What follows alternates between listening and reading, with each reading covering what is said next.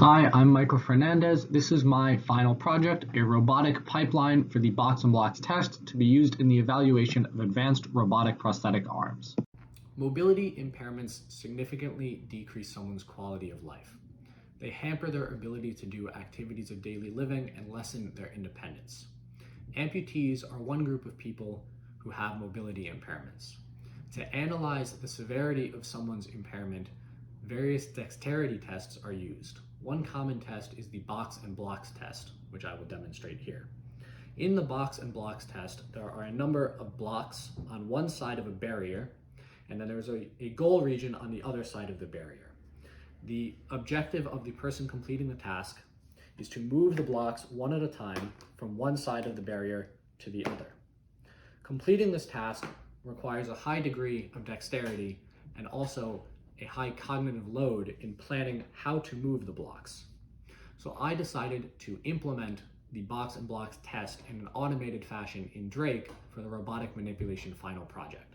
Now I will discuss how it went. The project consists of 4 modules: the simulation setup, the perception pipeline, a motion planner, and then the actual arm controller. Here we see the simulation setup. On the left is the random block positions above the starting region, and on the right are the settled blocks with the prosthetic arm and the camera loaded in frame. This is the perception pipeline. We start with a depth image which is masked to get the pixels the appropriate distance from the camera, then eroded to separate any blocks that might be touching before flood fill segmentation is used to identify each block uniquely. After segmentation, the center of mass of each block and the corners are found, which will be used in pose estimation.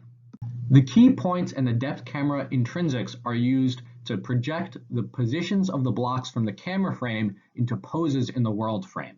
The results at the end of the perception pipeline are shown as mesh-cat triads in the image here. The block pose is used as a key frame for motion planning. The other frames include a starting position, pre and post pick, and a drop location.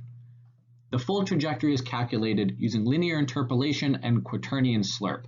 The output of the motion planner is visualized here in 3D.